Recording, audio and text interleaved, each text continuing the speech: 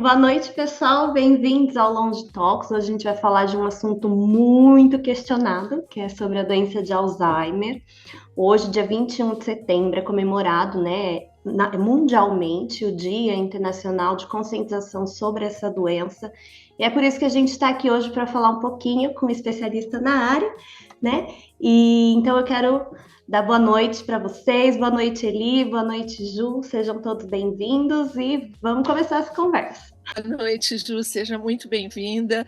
Hoje eu vou ter a honra de estar conversando, né, com pessoas que são especialistas e eu estava falando aqui antes no back, né, que a gente chama atrás das cortinas, o quanto é importante, porque se essas informações e essas divulgações tivessem sido há 6 anos atrás, 8 anos atrás, quando a minha mãe teve os primeiros sintomas de Alzheimer e eu tivesse mais preparada, né, seria muito melhor, muito menos doído para mim conhecer as coisas. Então hoje a palavra é de vocês. Boa noite a todos, boa noite Jéssica, boa noite Eliane. Uma grande alegria estar aqui nesse dia tão especial, dia de conscientização.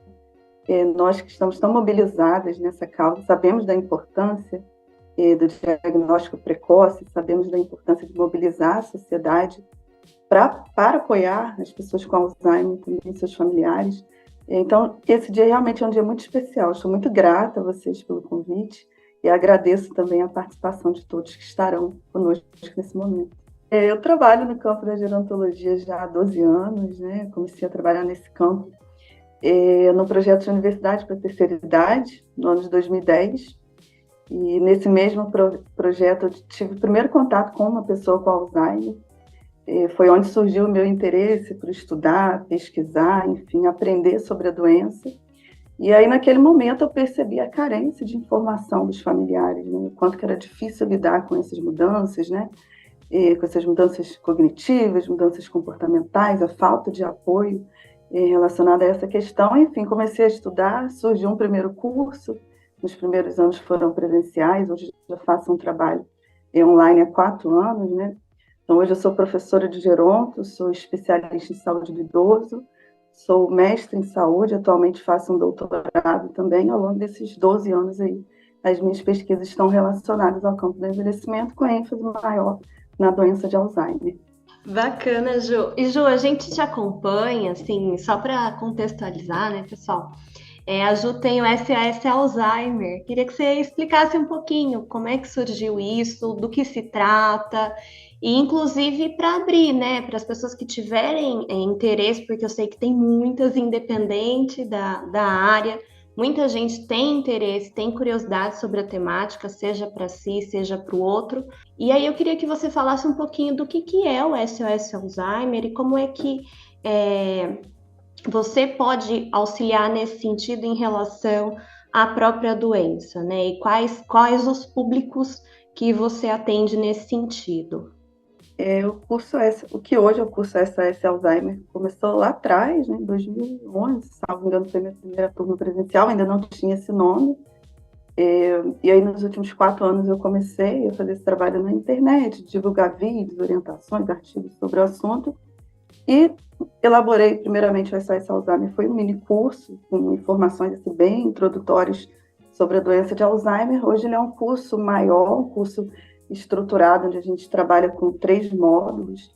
Um módulo é voltado para a questão dos aspectos preventivos, então todos os anos eu faço uma atualização acerca dos fatores de risco, dos fatores de prevenção, e atualizo esse módulo, né, para trazer o que a ciência diz sobre as questões que estão relacionadas ao desenvolvimento da doença. Então a gente já trabalha essa questão da prevenção. No segundo módulo a gente trabalha a preparação do cuidador para esse processo de cuidado. Então, a gente ensina como se desenvolve a doença, quais são as fases da doença, quais são as demandas que surgem, né, com a progressão do Alzheimer.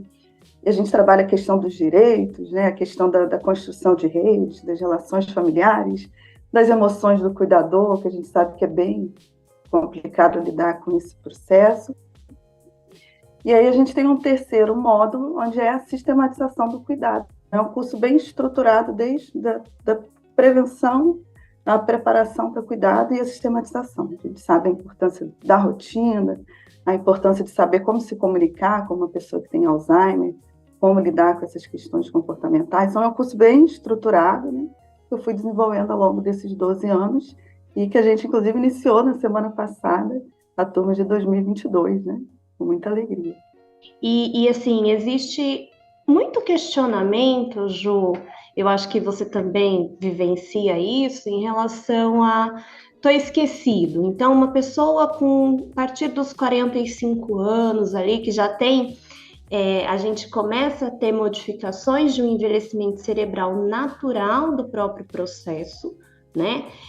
Só que aí a pessoa, o primeiro desespero dela estou com Alzheimer. Então, acho que antes da gente até entrar na doença de Alzheimer e na conscientização do que é esse tipo de doença, acho que é importante a gente falar também o que é normal e o que não é normal em relação ao esquecimento. Essa questão é uma questão bem importante, né? De vários sentidos, seja para a gente desmistificar, né?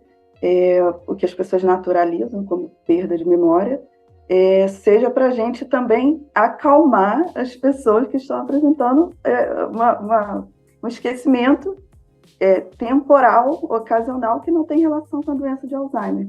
Então, hoje a gente considera que é normal, né, quando a gente tem um esquecimento, como eu falei anteriormente, que é ocasional, que é temporal. Então, de repente, eu coloquei uma chave no local e eu esqueci, mas daqui a pouco eu lembro onde estava a chave, eu consigo refazer os meus passos e eu vou conseguir processar, né, o meu pensamento a ponto de eu lembrar onde eu coloquei aquela chave. E na doença de Alzheimer, o que vai acontecer não é isso, a gente vai falar daqui a pouco. Essa pessoa vai esquecer completamente daquilo ali que ela fez, ela não vai lembrar, né? Ela não tem essa lentificação que é normal à medida que a gente vai envelhecendo. A gente tem uma lentificação, né? Então a gente pode demorar um pouco mais para lembrar, para recordar determinados fatos, mas a gente vai lembrar. Então, o limiar ele é muito tênue, né? Mas eu acho que de forma muito clara, seria uma forma mais clara da gente entender, seria isso. À medida que a gente envelhece, a gente sim tem uma lentificação para a gente lembrar de algumas coisas, mas a gente vai lembrar. As pessoas naturalizam muito a perda de memória, né? E como elas não conseguem perceber essa linha entre o que é uma perda normal e o que é uma perda que pode significar uma patologia, o que acontece também é que o diagnóstico das demências, em especial do Alzheimer, ele chega já numa fase mais tardia, né? Então, a gente também vai precisar, e a gente vai falar daqui a pouquinho, né, sobre essas características, então, que podem significar o desenvolvimento do Alzheimer. Que existem várias questões que podem influenciar nossa perda de memória. Então, por exemplo, se eu estou num quadro de estresse, num quadro de depressão, de ansiedade, se eu estou com privação de sono, né, estou dormindo pouco, estou tomando determinadas medicações, como os ansiolíticos, como medicamentos para labirintite, se eu tenho deficiência de vitaminas, se eu tenho desequilíbrios hormonais, ou estou até com processos infecciosos, eu posso ter perdas de memória. E aí, às vezes, eu imagino um desespero, né, imagino que seja uma demência, que seja Alzheimer, e às vezes é um quadro que é reversível. Então, eu sempre digo assim, Jéssica, que independente, né, de você conseguir classificar e perceber se essa perda de memória é normal ou não, o importante é você procurar um profissional, né? Procurar um geriatra, um psiquiatra, um neurologista, isso vai ser avaliado. Tem muito receio hoje, assim, de falar, não procure, é 100% normal, essa perda é normal, é tranquila, porque hoje, por exemplo, a gente está vendo que os medicamentos que estão surgindo para lidar com os quadros demenciais, em especial com Alzheimer, o foco deles vai ser justamente agir numa fase bem inicial do Alzheimer. Então, assim, eu, enquanto profissional, prefiro encaminhar qualquer perda de memória, ainda que eu imagine que seja essa perda natural do processo. Eu prefiro encaminhar para um especialista, para a gente avaliar se realmente é essa perda normal, do que eu falar assim, não, está tudo bem, está tudo tranquilo, não vamos pesquisar. Eu sempre encaminho para investigação. Importante que você pontuou, principalmente quando a pessoa está acima dos 65 anos, né? E aí a gente entra no outro lado da moeda, que, esquece mesmo, tá velho. Também tem isso. E aí existe também uma negligência em cima disso. E às vezes é o que a gente tem, como a Ju falou, né? É difícil, muitas vezes, quando vem o diagnóstico, já vem de uma maneira, né, mais menos atenuada da doença, uma maneira mais progredida dessa doença. Então, é importante a gente pensar, por exemplo, qual é o estilo de vida, né, que essa pessoa teve, se essa pessoa é mais escolarizada, menos escolarizada, isso também vai interferir bastante no momento que o diagnóstico ele for dado para a pessoa, porque uma pessoa com alta escolaridade, não é que ela não vai desenvolver, ela tem mais recursos para inibir ali, né, os processos patológicos da doença. Então, ela consegue driblar mais a doença, os sintomas, né, e a parte clínica da doença. Mas, assim, também é muito perceptível, por exemplo, uma pessoa que tem extenso vocabulário. É uma pessoa que fala obrigado, fala por obséquio, então ela tem ali várias palavras para dizer a mesma coisa. Mas se ela começa, às vezes, a repetir mais uma palavra do que a outra, então é importante essa atenção para a linguagem, porque isso também pode ser um indício, claro, aliado a outras questões, de que alguma coisa não está normal. Então, por mais que essa pessoa, por exemplo, ela sempre usou obrigado, de repente é uma pessoa que tem, né, um vocabulário maior, começa por obséquio. Fala assim, poxa, mas, né, que diferente. Ela aprendeu alguma coisa nova? Não, na verdade, isso pode sim estar relacionado a um quadro, né, de esquecimento mais importante, não necessariamente um diagnóstico de quadro demencial, mas realmente quando existe uma alteração na linguagem, mesmo que seja uma permuta por outra palavra, é importante ficar muito atento, porque isso pode ser um indício de alguma coisa que não está natural ali para aquela pessoa. Vocês falam muito bem, a Juliana falou muito bem quando ela falou do curso, dessa coisa da gente observar, né? O papel da própria família ou de quem convive observar. Porque eu durante muito tempo, eu neguei que a minha própria mãe estava nesse processo. E aí, bem isso mesmo, eu precisava desmistificar isso e precisava observar. Então, eu acho que o papel da família e das pessoas que convivem em torno é muito importante, né? É aquilo que a gente fala de um filho, né? Que a gente precisa ali estar observando todas as... e entender, né? Não, será que depressão, né? Será que... Observar. E aí, fazer isso, né? Assim como a gente faz check-up das doenças, né? Que a gente acompanha, eu acho que o check-up mental ele é muito importante, né? Também, né? Inclusive, no processo de investigação, né, diagnóstico da doença, o papel da família ou das pessoas mais próximas vai ser fundamental, porque é quem é mais próximo que vai trazer essas informações. É claro que a pessoa vai passar pelos testes, né, neuropsicológicos, mas a história ela vai ser contada por essas pessoas mais próximas, como que os sintomas evoluíram, quais foram os principais sintomas, em que momento eles chegaram, né? Então, a gente vai sempre pedir para a família recordar essa história, a gente vai trazer informações também para essa família, a gente vai fazer perguntas relacionadas a isso, para que realmente a gente chegue a uma conclusão, porque hoje a gente não tem um exame que você colha aqui o seu sangue pronto, você tem Alzheimer, não é assim, né? A gente vai, são exames de imagem, são exames, a gente vai excluir, né, outros quadros, a gente vai ouvir a história clínica, a história que se apresenta ali para chegar no diagnóstico. Então, assim, esse papel da família, das pessoas mais próximas, é fundamental. E teve outra coisa que você falou também, Eliane, em relação que a gente tem que perceber o que mudou, né, nessa pessoa para a gente realmente desconfiar de que tem algo diferente, é que no Alzheimer, o que a gente vai perceber? Essa pessoa, primeiro, né, a perda de memória vai ser uma perda de memória frequente e recente, não é ocasional, eu perdi uma coisa que hoje, ano que vem, né? é uma coisa frequente, é uma coisa diária. Esse tipo de esquecimento é um tipo de esquecimento onde essa pessoa apaga determinados episódios, determinadas conversas que ela teve, ela esquece que essas conversas ocorreram, ela esquece datas de situações importantes, né, datas importantes, ela repete histórias, ela perde compromissos, ela come e ela esquece que ela comeu. Então, assim, tem um padrão de esquecimento, né, que é mais...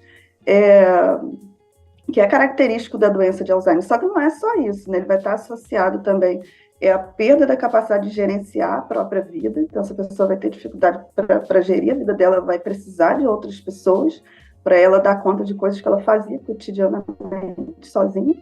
E isso vem associado com outros sintomas. Então, o Alzheimer não vem só com a perda de memória, né? Ele vem com essa perda de memória, mas ele vem, como a Jéssica falou, com os problemas em relação ao vocabulário, em relação à linguagem. Então, essa pessoa vai trocar palavras, ela não vai encontrar palavras, né?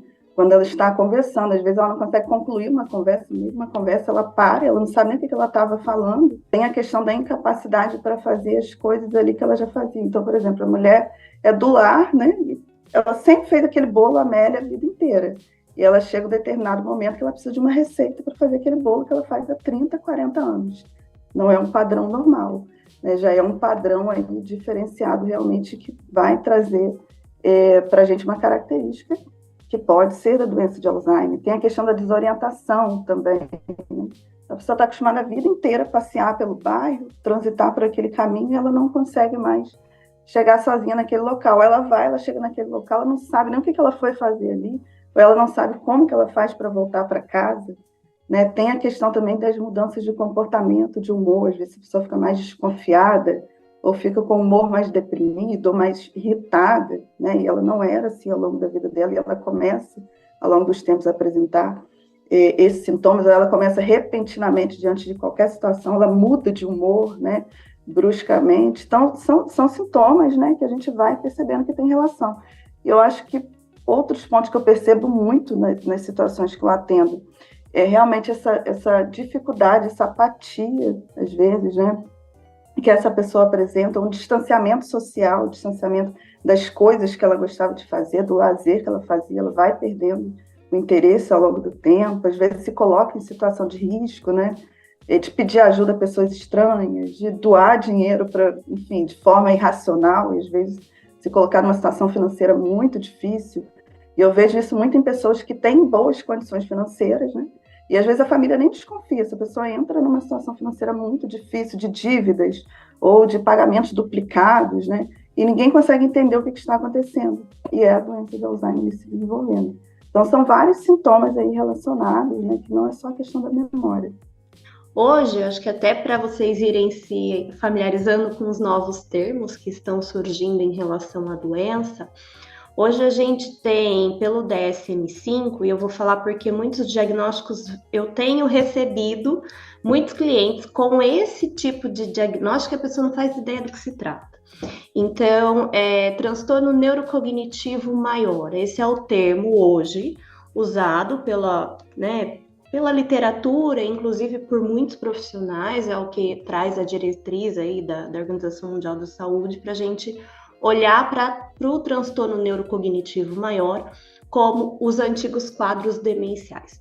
Justamente a gente tem visto essa mudança de nomenclatura para minimizar estigma em relação à palavra demência, né? Porque fala é demente, então a gente tem um estigma por trás, o estigma ele traz muitos malefícios quando a gente fala em tratamento, principalmente em saúde mental. E aí a gente vai ter vários transtornos neurocognitivos maiores, porque a gente tem vários tipos de demência. A doença de Alzheimer é um tipo, o mais comum, por isso que fala-se tanto dela, porque ela representa mais da metade dos casos de quadros demenciais, né, de transtorno neurocognitivo maior, de maneira geral.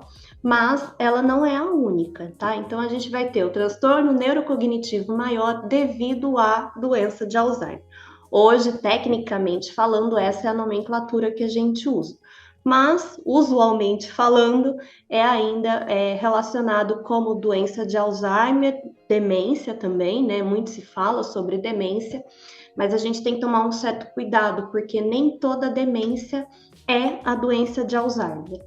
A doença de Alzheimer é uma demência, mas o contrário não é verdadeiro. Então, a gente vai ter outros tipos de demência, como a demência, né, do tipo vascular. Então, a gente vai ter um desenvolvimento de um quadro neuropatológico, né, que a gente fala em relação a questões vasculares no nosso cérebro. Então, isso pode levar ao desenvolvimento de um prejuízo que é gradual também e a longo prazo, e é um prejuízo que também não é reversível em relação à questão vascular. E aí a gente vai ter outros tipos de demência também, tá? É importante lembrar que elas às vezes coexistem, então a gente pode ter mais de um tipo de demência na mesma pessoa. E é importante também falar que doença de Parkinson não é uma demência, mas pode levar a uma demência porque é uma doença neurodegenerativa também. Verdade, Jéssica. Inclusive, é importante a gente falar das manifestações, né, clínicas das demências que são diferentes, né? No Alzheimer, a gente tem essa característica mais forte da perda de memória recente, de linguagem, mas a gente tem outras, né? A vascular, como você falou, vai depender da extensão das áreas, né? Foram afetadas, da extensão também disso, mas a gente tem, por exemplo, a demência por corpos de Levy, que vai ser uma característica totalmente diferente do Alzheimer, né? Onde essa pessoa vai apresentar, por exemplo, 85% primeiros sintomas vão ser as alucinações visuais, né? E aí as flutuações cognitivas, delírio persecutório, distúrbios de sono, e a perda de memória às vezes vai surgir lá na frente, não é um dos sintomas principais da demência por corpos de Levy, né? É uma demência que vai surgir, por exemplo, também a partir lá dos 75 anos, diferente do Alzheimer, que geralmente, né, a partir dos 65 a gente já vai ver alguns quadros. Essa é uma doença, né, que vai surgir lá na frente. A gente tem, por exemplo, demência frontotemporal, que também tem outras características, né, mais voltadas para a questão de mudanças de personalidade, mudanças relacionadas ao comportamento, à linguagem. Então, a gente vai ver que uma pessoa com demência frontotemporal, se a gente fala ali do subtipo, vamos dizer assim, comportamental, né, que a gente tem vários tipos de demência frontotemporal também, mas a gente percebe de características comportamentais, por exemplo, a questão da impulsividade, né, se a pessoa tem as fúrias ali, as explosões de raiva como característica, tem a questão da compulsividade, então às vezes a pessoa vai apresentar uma obesidade porque ela fica compulsiva por alimentos, principalmente por alimentos doces. A gente percebe a desinibição, e eu acho legal a gente falar sobre isso, porque eu já vi casos, por exemplo, de idosos serem espancados porque estavam desenvolvendo um quadro de demência frontotemporal, então apresentavam a desinibição, né, essa hipersexualidade, e as pessoas não sabiam, não tinham noção disso, né?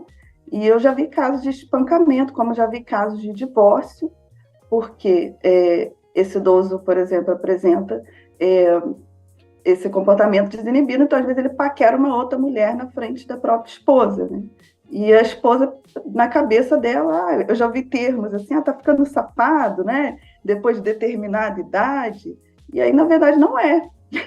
É a demência, né? Frontotemporal ali. Então, tem a questão da hiperoralidade também, que não é uma característica lá inicial do Alzheimer, mas aqui dessa pessoa falar muito e falar coisas constrangedoras, coisas sem significado, né?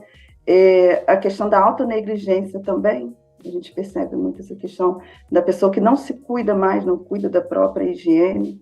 E nesse caso específico de demência frontotemporal, é uma demência que também, o diagnóstico também é muito tardio, porque as pessoas acham, como eu falei, que esse comportamento é a característica que a pessoa ficou mais velha, mudou de comportamento agora porque quis, enfim.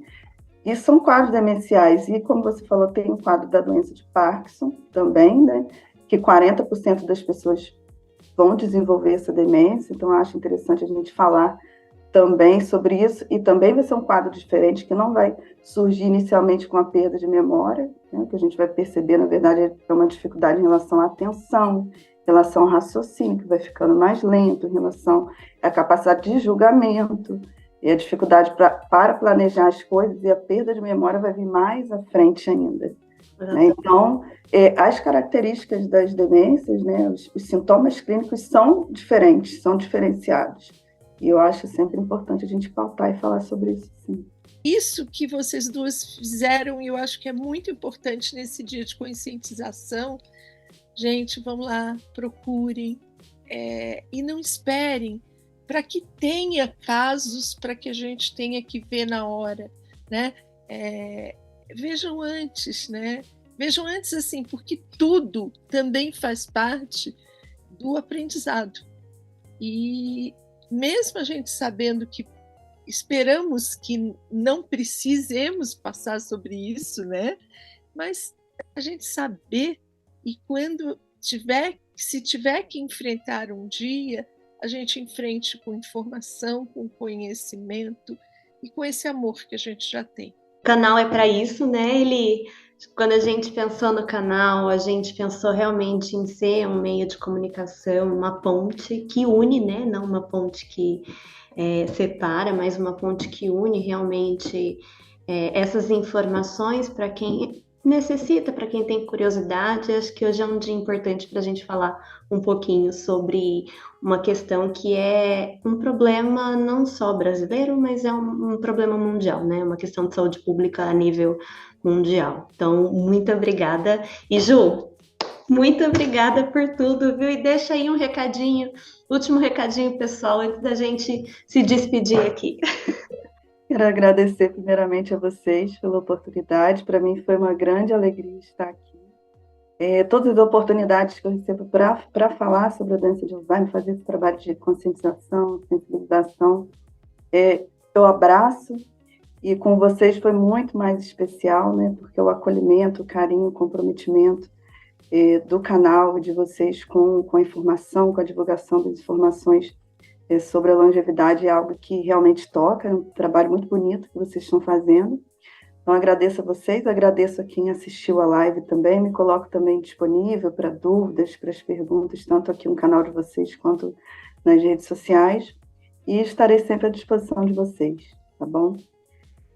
Quando vocês quiserem, estarei de volta, e é uma alegria para mim estar aqui.